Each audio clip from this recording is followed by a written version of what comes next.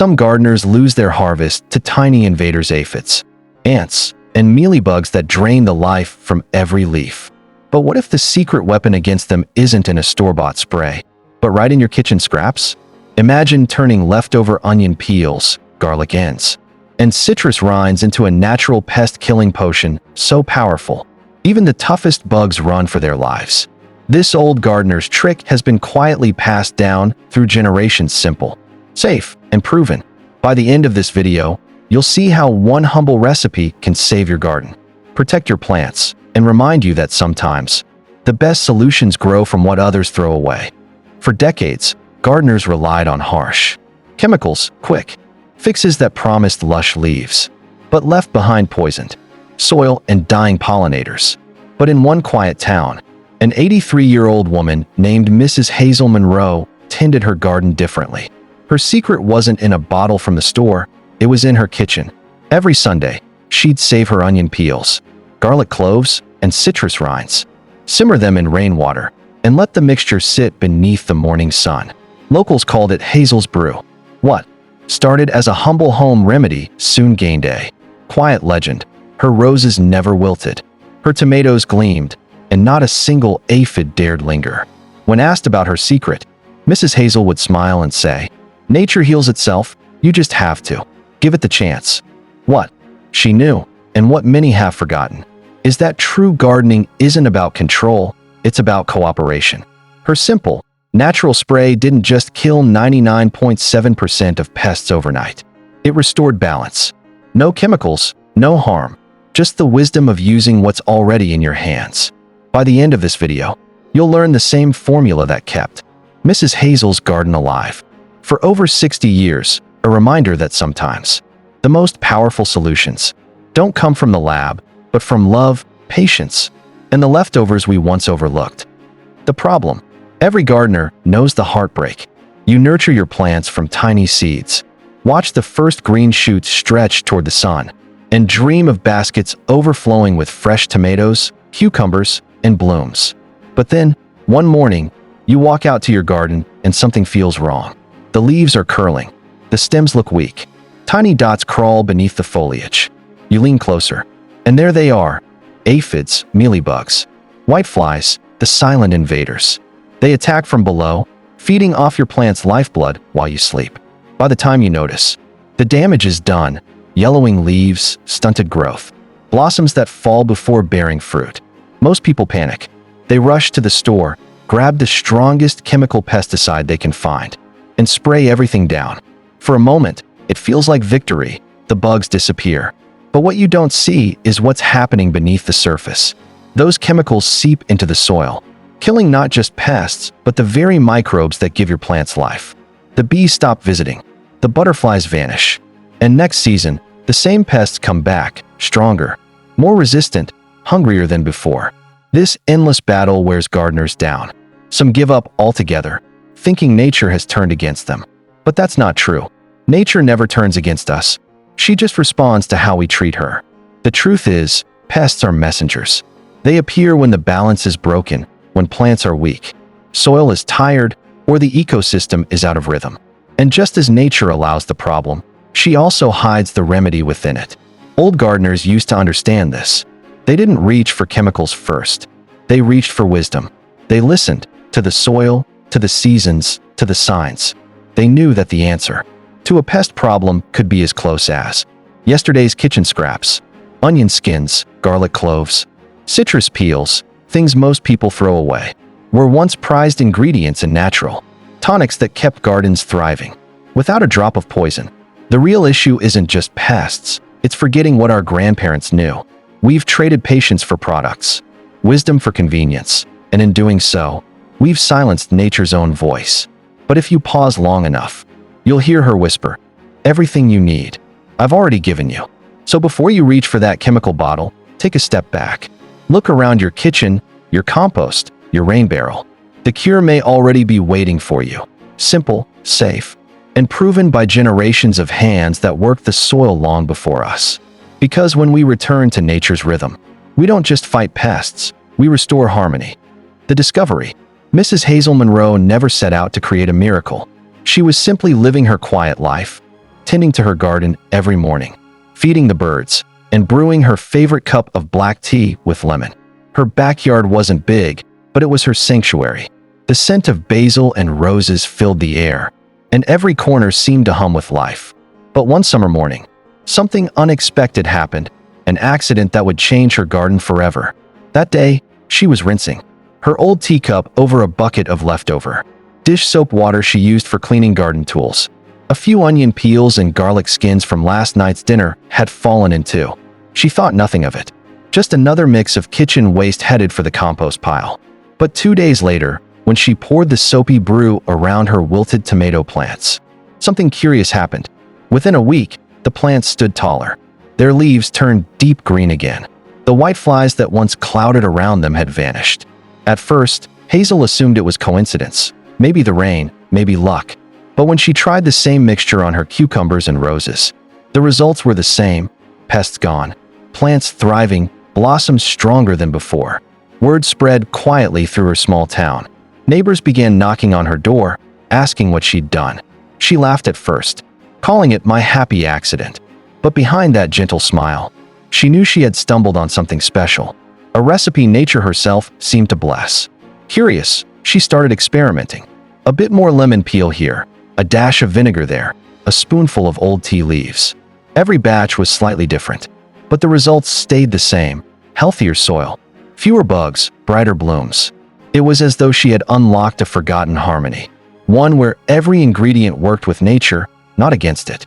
Scientists later explained why it worked. The mild soap suffocated soft-bodied insects. The tea's tannins repelled them, and the citrus oils disrupted their scent trails. But to Mrs. Monroe, it wasn't science, it was simplicity. Nature likes balance, she'd say. When you mix what's real and gentle, she listens. Soon, the townsfolk nicknamed her potion Hazel's Brew. Children would stop by just to see her garden, sparkle after she sprayed it. Even the bees returned, buzzing joyfully among the flowers as though to say thank you. What makes her story powerful isn't just the discovery itself. It's what it reminds us. Sometimes the greatest breakthroughs don't come from research, labs, or fancy products. They come from observation, patience, and a heart that pays attention to small things. Mrs. Monroe didn't fight nature. She cooperated with it. And in return, nature revealed a secret that had been hiding in plain sight all along. The recipe/spray formula. Mrs. Hazel Monroe's secret wasn't just in the story, it was in the simplicity. Every part of her recipe could be found in an ordinary kitchen. Yet together they created something extraordinary, a pest-killing, leaf-healing, soil-loving potion that stood the test of time. Let's walk through it exactly the way she taught her neighbors. On-screen visuals fade in, a rustic wooden table under soft morning light. A glass bowl, a tea bag resting beside it, drops of water shimmering like dew. Ingredients appear one by one. 2 cups of water, pure and simple, the base of all life. Rainwater works best, she'd say, because it hasn't forgotten where it came from. 1 tablespoon of mild dish soap. This breaks the surface tension, allowing the spray to coat every leaf evenly. It gently suffocates soft-bodied insects, like aphids and mealybugs without harming your plants. 1 tablespoon of neem oil, nature's own pesticide, extracted from the neem tree. It disrupts pests' life cycles, stopping them before they spread. And if you don't have neem oil, Mrs. Hazel always said, a good olive oil can still do wonders. Nature doesn't mind substitutions. 1 used black tea bag, the secret touch. The tannins in black tea strengthen leaves, restore shine, and naturally repel pests. It's also a quiet nod to the very accident that started it all. That morning cup of tea spilled into the soapy bucket. Optional, 1/2 teaspoon of baking soda, a natural fungicide that keeps mildew and leaf spots away. Hazel added this only when the air felt too wet or heavy, trusting her senses more than any forecast. Now comes her most important instruction. Mix gently, not roughly. Stirring softly keeps the oils blended without creating harsh bubbles. This isn't chemistry, it's care. As she'd say, the way you mix it matters as much as what's in it. Once your mixture is ready, pour it into a clean spray bottle. Shake lightly before each use. Then, the timing, the secret most gardeners overlook. Spray early in the morning or at sunset. when the leaves can breathe and the sun won't scorch them. In those calm hours, nature is quiet, the air is cool, and your plants are most receptive. Spray evenly on both sides of the leaves, especially the undersides where pests hide. Repeat every 3 to 5 days or after rain. Hazel's neighbors noticed that within a week, their plants looked livelier, colors deeper, leaves glossier, pests nearly gone. Even their soil seemed richer. Over time, the garden itself seemed to breathe easier. What's beautiful about this formula isn't just that it works. It's that it reconnects you to your garden. You're not just spraying a solution. You're participating in the quiet rhythm of life itself. You're using what you have, giving back to the earth, and protecting what feeds you, all in one humble act. Why it works? Every ingredient in Mrs. Hazel Monroe's simple spray plays a quiet, powerful role, proof that when nature's elements work together, they create balance, not battle. What makes her Hazel's brew so remarkable isn't mystery or magic, it's understanding. Each part of the mixture mirrors a principle found in nature itself: strength through harmony. Let's break it down, not just scientifically, but through the wisdom that guided her hands. 1. The tea, nature's armor. The used black tea bag, once steeped and forgotten, is the heart of this recipe. Its tannins, those same compounds, that give tea its bold color and earthy flavor, act like tiny shields. For your plants, they strengthen leaf cells, making them tougher and less appetizing to pests. At the same time, tannins naturally dry out the soft, waxy shells of insects like aphids, whiteflies, and mealybugs. Hazel used to call it the gentle warning. It doesn't poison, it discourages. It tells the pests, you don't belong here. 2. The oil, the silent suffocator. Whether neem or olive, oil is the quiet enforcer. It coats the bodies of invasive insects, blocking the tiny pores they use to breathe. No harsh chemicals, no collateral damage. Just a simple, natural process that ends infestations without harming the plant, the soil, or the helpful pollinators nearby. Neem oil goes a step further. Its compounds interrupt pests' reproductive cycles, meaning even the next generation never gets the chance to hatch. Hazel would smile and say, it doesn't kill in anger, it ends the cycle peacefully. 3. The soap, the connector. The mild dish soap does more than clean. It's the bridge between water and oil, helping them blend so the spray spreads evenly across each leaf. But it also has its own quiet power. The soap breaks down the protective coating that pests use to stay hydrated. Once that barrier is gone, they dry out naturally. Think of it as washing away their armor. The key, Hazel always said, is gentle soap. Strong chemicals burn leaves and harm soil microbes.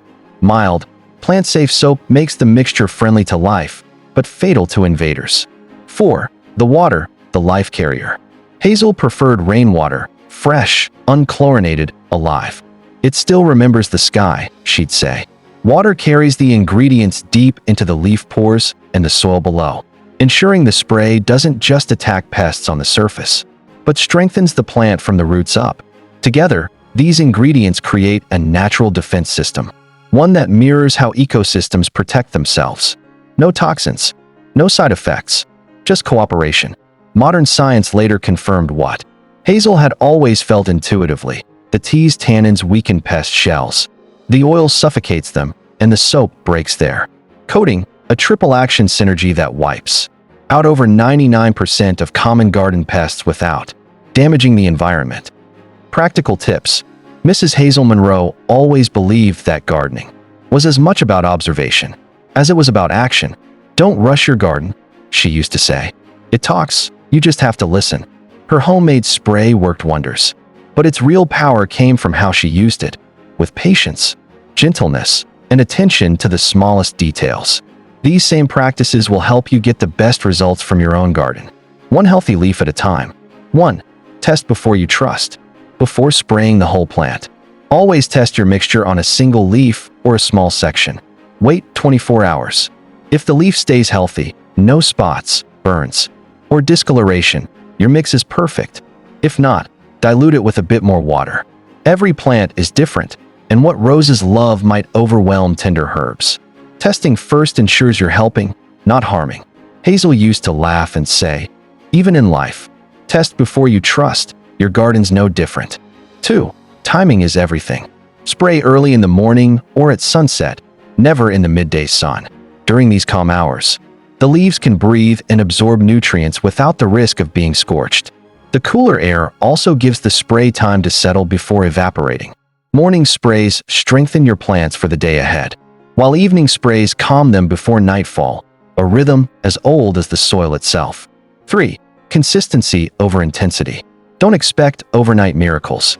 Pests may take a few cycles to disappear completely. Spray every 3 days until the infestation fades, then once a week for maintenance. This slow and steady rhythm allows the ecosystem to rebalance naturally.